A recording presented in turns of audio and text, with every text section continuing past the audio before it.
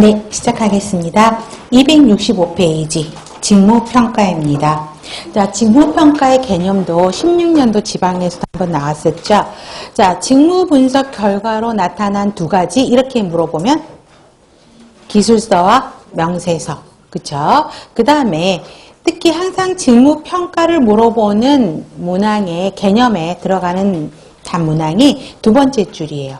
특정 일반 직무가 아닌 특정 동그라미 직무가 가진 상대적 동그라미 절대적 가치가 아닌 서로 비교해서 하는 상대적 가치를 측정하는 것. 그래서 특정 직무가 지닌 상대적 가치를 측정하는 것. 이게 핵심 문항입니다. 이게 직무 평가고요. 두 번째 줄에서도 뭐 중요성, 곤란도, 뭐 위험도 이런 것들을 따져서 두 번째 줄 직무 간의 상대적인 가치를 결정하는 것. 이게 직무 평가입니다. 그러면 직무 평가의 목적은 알고 계셔야 돼요. 그래서 직무 평가를 통해서 직무에 대한 공정성 직위죠. 그 다음에 급여를 산출할 수 있게 하는 것입니다. 그래서 첫 번째, 공정한 급여 체계 확립이 가장 중요한 거죠.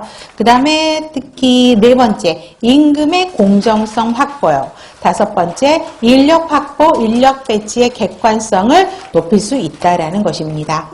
자, 방법에는요, 네 가지가 있습니다. 서열법, 직무분류법, 요소비교법, 점수법이 있는데요. 이 네 가지를 비교하는 문제가 제법 많이 나옵니다.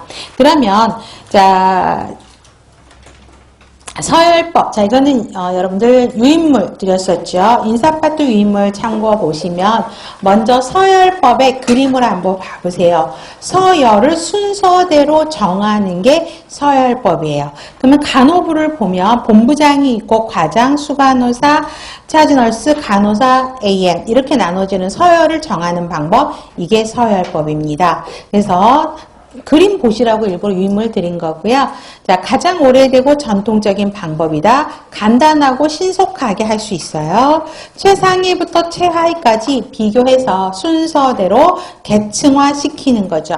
그래서 이거를 이 서열별로 평가를 하려고 그러면 이 해당하는 업무를 다 알고 있어야 되는 거죠. 그림에서처럼 본부장이 해야 될 일, 과장이 해야 될 일, 수간호사가 해야 될 일, 이런 것들 다 알고 있는 사람이 이거를 갖고 평가를 할 때는 훨씬 더 정확한 직무평가가 된다라는 것입니다. 그래서 장점은 어때요? 사용하기 편하죠.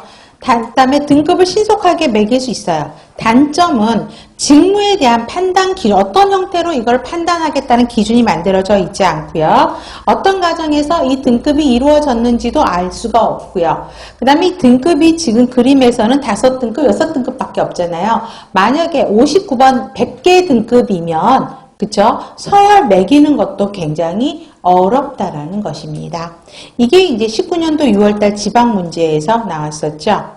자, 직무분류법은요. 자, 똑같은 그 유인물 잠깐 보세요. 똑같은 일은 같이 하는 사람들은 직위가 달라도 일 자체가 같으면 같은 등급으로 묶어버리는 거. 이게 직무분류법이에요. 자, 간호부, 약제부, 부니까 다 부장들이 최고겠죠. 그래서 본부장, 약제부장, 급식부장은 가장 그 부서의 대표적인 업무를 하니까 1급으로 묶고요. 그 다음에 팀장들이 있겠죠. 그 다음에 이 팀장, 뭐 차장, 그래도 그 사람들이 하는 역할은 최고 관리자 바로 밑에 있는 사람들 역할이니까 2급이죠. 그럼 3급을 봐보세요. 수간호사 직이 틀리고 약국장, 영양계장 이름들이 다 틀리잖아요. 영양계정이랑 약국장, 수간호사 하는 일이 다 달라요. 근데 각 부서에서는 그 세 사람이 하는 역할이 동일한 업무들을 하고 있다는 거죠. 예를 들어서 약국장은 병동에서 수간호사가 하는 업무를 약국장은 약국장에서 하고 있는 거고, 영양과에서 영양계장은 수간호사가 하는 일반적인 일무들 영양계장이라는 직위에서 이걸 하죠. 그래서 직위는 다 달라도 하는 일이 똑같기 때문에 여기는 어떻게 되어 있어요? 3급으로 묶는다는 거죠. 그 다음에 차지들은 다 책임간호사, 책임여사, 책임이니까 하는 일이 똑같겠죠? 4급. 그래서 같은 직위가 좀 애매모호하게 써 있어도 하는 일이 동일하면 같은 등급으로 묶는 게 직무분류법. 그래서 직무분류법 옆에다가 직무등급법이라고도 이야기를 합니다.